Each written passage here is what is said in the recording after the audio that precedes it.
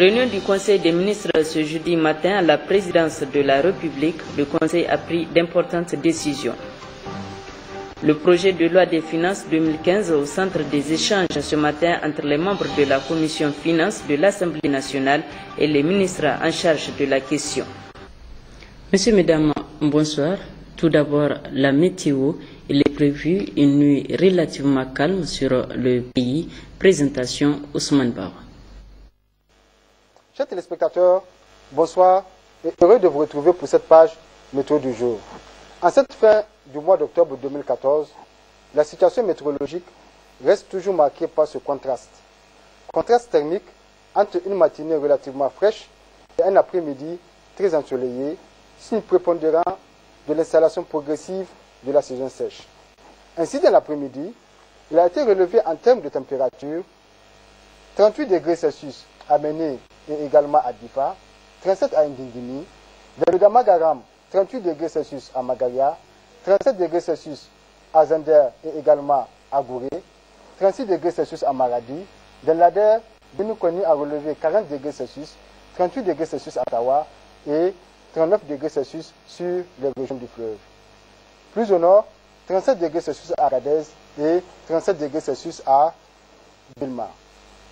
Toujours dans l'après-midi, il a été observé à travers l'image satellitaire de 18 heures locale la présence d'une légère couverture nuageuse par endroits sur presque tout le pays.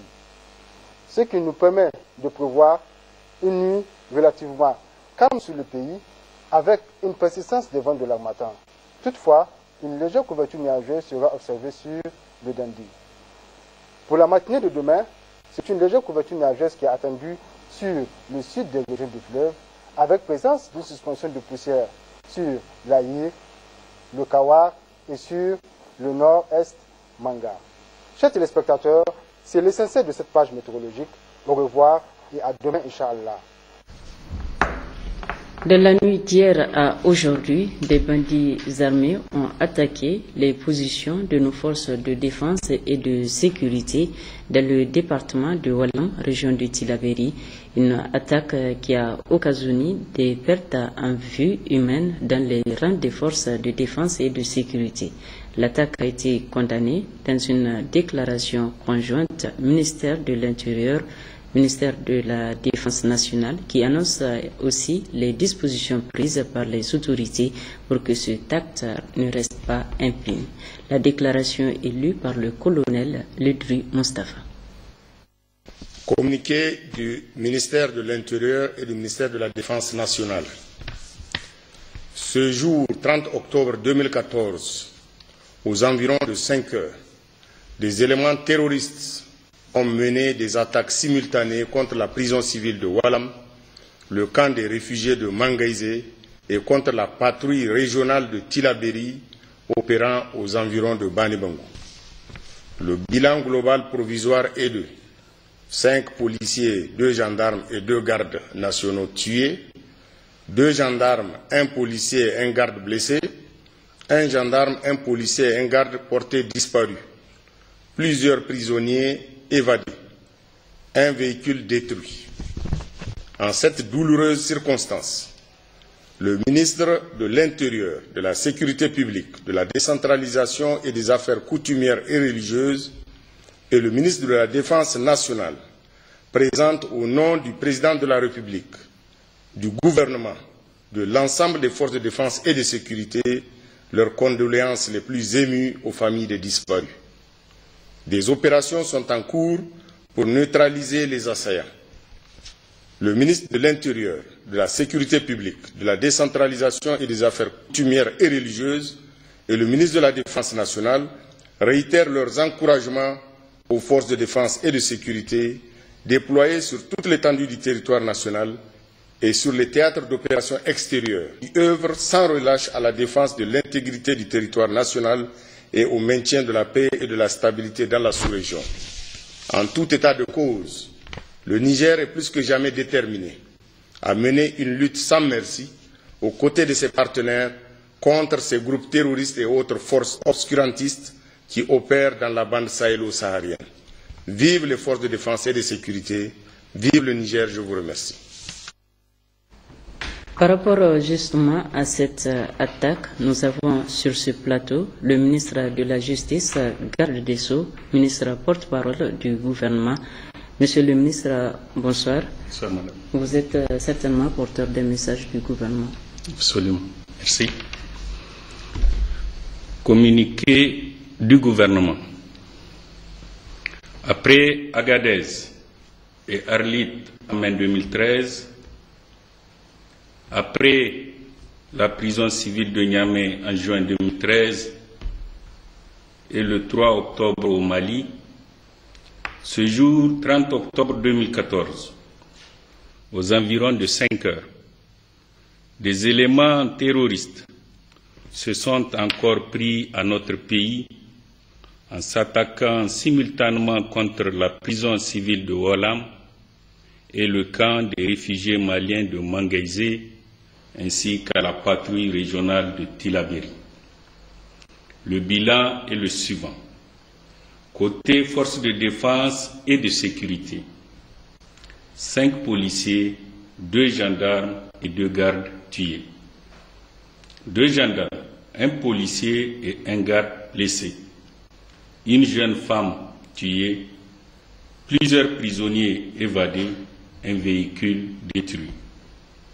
Côté assaillant, 2 morts, 4 prisonniers, divers matériels et armements récupérés.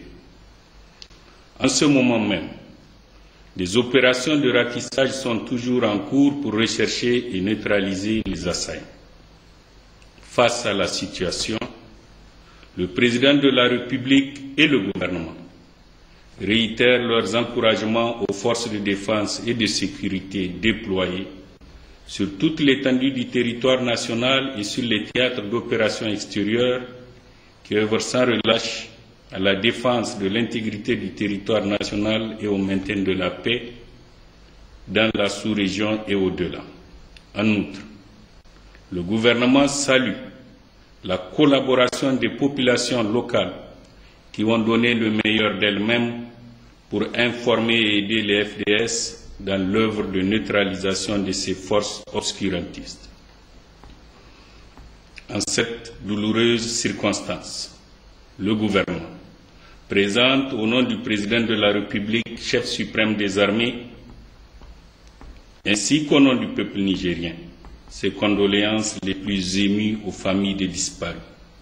Dit qu'un deuil de 3 jours sera observé à partir de demain, vendredi 31 octobre 2014, et que les drapeaux seront mis en berne sur toute l'étendue du territoire national. Vive le Niger. Monsieur le ministre, merci. Vous venez là de suivre le communiqué du gouvernement suite à l'attaque contre le poste de nos forces, les positions de nos forces de défense et de sécurité dans la région de Tillabéri. Le Conseil des ministres s'est réuni ce matin dans la salle habituelle de délibération sous la présidence de son Excellence Issoufou Mahamadou, président de la République, chef de l'État, président du Conseil des ministres. Après examen des points inscrits à son ordre du jour, le Conseil a pris les décisions suivantes. Les conclusions avec Abari Amiti et Sani Issou. Au titre du ministère de la Justice, le Conseil des ministres a examiné et adopté les projets de texte ci-après. Projet de décret fixant les avantages accordés aux membres du pôle judiciaire en matière de lutte contre le terrorisme. L'ordonnance numéro 2011-11 du 27 janvier 2011 modifiant la loi organique numéro 2004-50 du 22 juillet 2004 fixant l'organisation et la compétence des juridictions en République du Niger a créé le pôle judiciaire en matière de lutte contre le terrorisme dont les membres sont le président de la chambre de jugement, le président de la chambre de contrôle, le magistrat du parquet général, le président du pôle judiciaire, le doyen des juges d'instruction, le procureur de la République. Le pôle judiciaire comprend en outre d'autres magistrats, des greffiers en chef et des greffiers. La même ordonnance a prévu en son article 62.7 que les membres du pôle judiciaire en matière de lutte contre le terrorisme bénéficient des avantages dont la nature et les montants sont déterminés par décret pris en Conseil des ministres. C'est pour satisfaire à cette exigence légale que le président projet de décret est pris. Projet de décret modifiant le décret numéro 2012-082-PRN-MJ du 21 mars 2012 déterminant l'organisation, la composition et le fonctionnement de la Commission nationale de coordination de lutte contre la traite des personnes CNCLTP. La modification du décret numéro 2012-082-PRN-MJ du 21 mars 2012 vise à structurer la Commission nationale de coordination de lutte contre la traite des personnes CNCLTP de façon à permettre à ses composantes de réaliser des activités permanentes sous l'impulsion du bureau de la dite commission et ce dans des conditions satisfaisantes.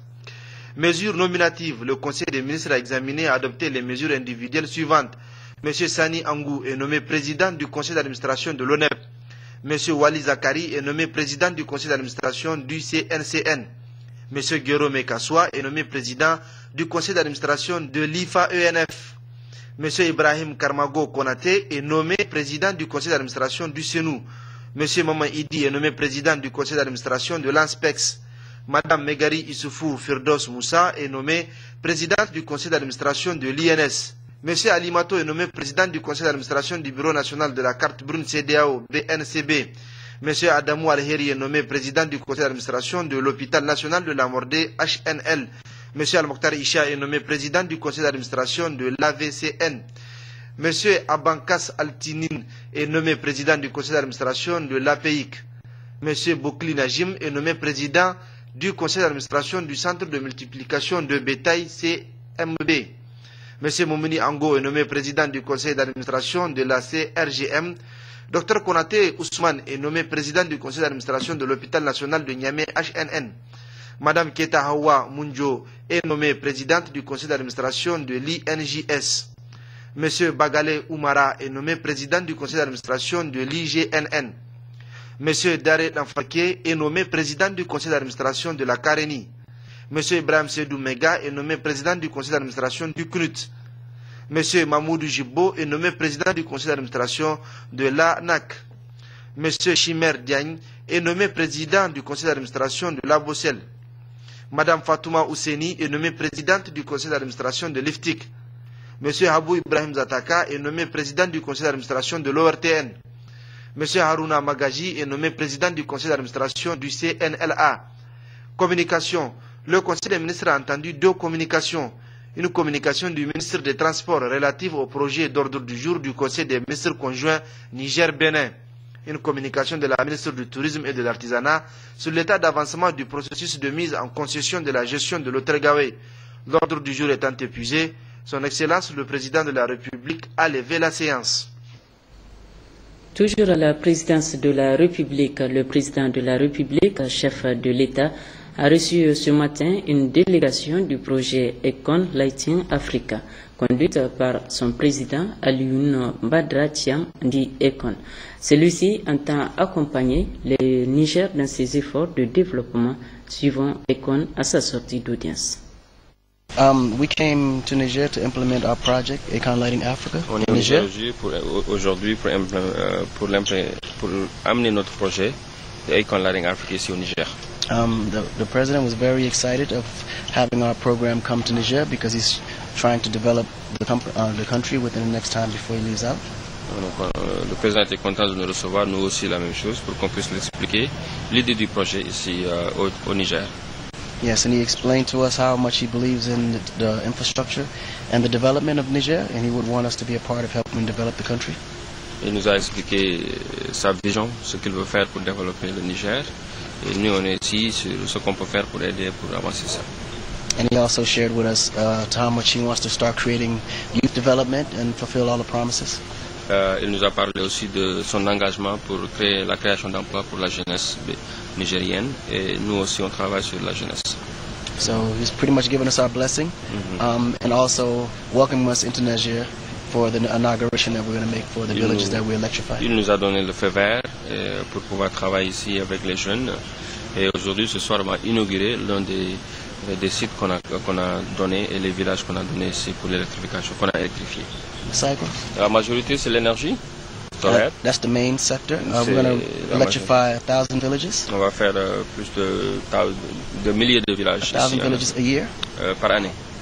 You know, And ultimately, we're also going to create jobs for youth employment as well. Et on va travailler pour créer de l'emploi à la jeunesse parce que sur les problèmes d'électrification aussi, on crée de l'emploi avec ça.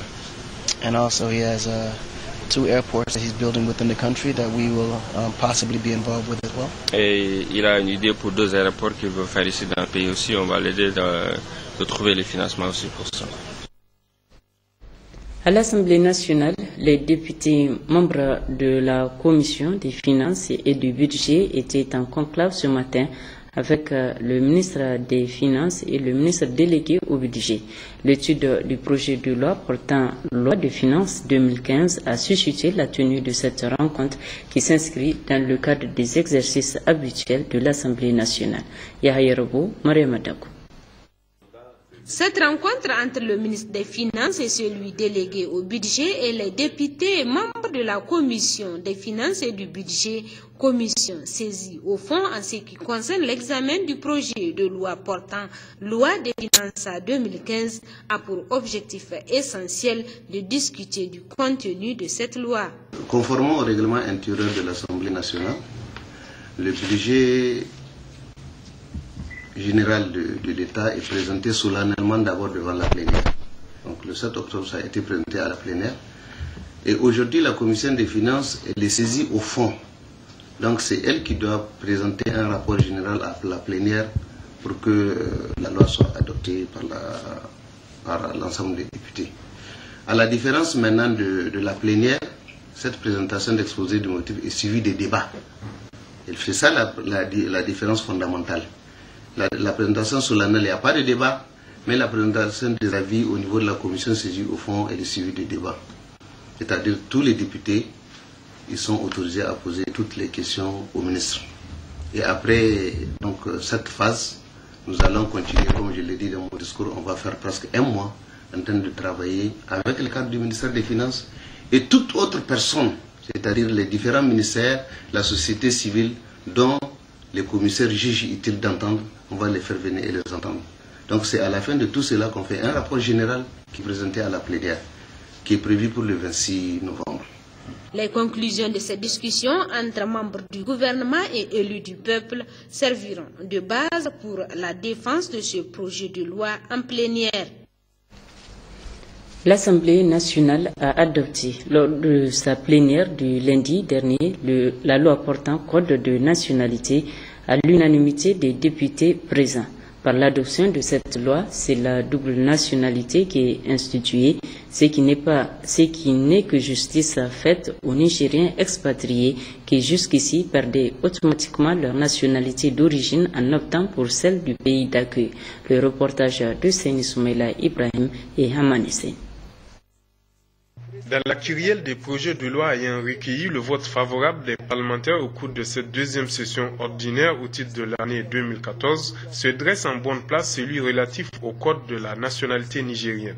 Un texte qui vise entre autres aux Nigériens ayant acquis la nationalité d'un pays étranger de continuer à jouir de sa nationalité nigérienne, de déroger par décret aux incapacités d'exercer un emploi à certains étrangers qui ont acquis la nationalité nigérienne et enfin la possibilité pour les étrangers d'acquérir la nationalité nigérienne par le mariage d'une Nigérienne. Des modifications saluées par les députés. Nous avons beaucoup de nos parents à l'extérieur. Et tout Nigérien qui acquiert la nationalité étrangère perd ipso facto la nationalité nigérienne, ce qui était vraiment une aberration. Or, cette loi, elle vient pour corriger cela. Et la preuve, c'est que la loi a été vraiment voté à l'unanimité, tant pour les opposants que pour ceux qui sont à la majorité. Mieux, pour le ministre en charge de la justice, il s'agit de corriger une injustice à l'égard des citoyens nigériens expatriés. Vous venez de satisfaire à une des promesses les plus importantes du président de la République, qui consistait à mettre fin à l'injustice dont étaient longtemps victimes les Nigériens à l'étranger, qui perdaient leur nationalité d'origine parce qu'ils décidaient d'obtenir la nationalité ou en tout cas les documents d'identité de leur pays d'adoption. Pour les rares Nigériens qui ont voulu se prononcer sur le dit projet de loi, ils l'apprécient à sa juste valeur. Ono abori ayo gone uka goyomba zongu sir zongu maworin kani gumo che yoy kayon kane kan kakiru yadi nome zabora hiji hal bon la bizi hiji im ko notira no irbo kayon ko tale kak la bizi wane hiji yuki notira pose no ali irbo kakiru woni hiji woni sino bora ka hiji ahay ifono mana koy asko na kulme izonte nigerisme no dang bora kulu no kine. La promulgation de ce projet de loi est donc assez attendue par ces néo-nigériens, tant de l'extérieur que de l'intérieur. L'école Pays-Bas 1 de Niamey, désormais électrifiée avec des panneaux solaires, ceci grâce aux efforts conjugués de la Fondation Tatali Yali, de la première dame Dr Malika Issoufou et le groupe Econ Lighting Africa de l'artiste américain d'origine sénégalaise Alioune Badara Thiam, plus connu sous le nom de Econ. C'est la première dame, Dr Malika Issoufou, qui a présidé la cérémonie de réception de ces panneaux solaires en présence de Econ qui séjourne à Niamey. Abdou Sidikou, Sekinotop. Econ Lighting Africa et la Fondation Tatali Yali de la première dame, Dr Malika Issoufou, unissent leurs forces et leur expérience pour le bien-être de la population nigérienne. En témoigne cette rencontre relative à l'ambitieux projet de Alioune Badara Thiam et de cette réception des panneaux solaires à l'école Pays-Bas 1 de Niamey. Ce bel partenariat entre la Fondation Tatali Yali et le groupe Econ permettra d'électrifier les zones rurales les plus reculées, mais aussi d'œuvrer pour une éducation de qualité. Le groupe Econ est là pour éliminer l'école de Pays-Bas et aussi plus de 2000 villages du Niger d'ici un an. Donc nous ne ferons que remercier Econ et son groupe. Vive la lumière qui est la vie. En tant que groupe de Econ Lighting Africa, on croit aussi à la jeunesse et les femmes. Et on va travailler ensemble avec la première dame pour aider la jeunesse nigérienne. Et merci pour le support, merci pour l'accueil encore une fois de plus. Et on est là, tout ce qu'on peut faire pour apporter notre contribution pour le développement du Niger. On sera à vos côtés et ensemble on va travailler pour l'émergence du Niger. Cette initiative Econ à travers la Fondation Tatali Yali a été saluée par les autorités en charge de l'éducation. Cette initiative est louable et importante pour nos écoles et même pour les communautés africaines. Que ce soit la Fondation Tatali Yali ou le projet Lighting Africa, pour nous, c'est des initiatives qui viennent renforcer le programme de renaissance de son Excellence, Monsieur le Président de la République, Issoufou Mahamadou. Donc, je ne fais que remercier cette initiative et vous encourager à persévérer au niveau des autres écoles et même au-delà de nos frontières. Plus de 200 kits solaires ont été octroyés aux ménages du quartier Pays-Bas. Ce geste qui n'est pas le premier du genre ne restera pas également le dernier. Cette tournée conduira Econ dans 9 pays africains. Au Niger, à travers le partenariat entre la Fondation Tatali Yali de la première dame, Dr Malika Issoufou, et le groupe Econ, ils parviendront ainsi à faciliter l'accès à l'énergie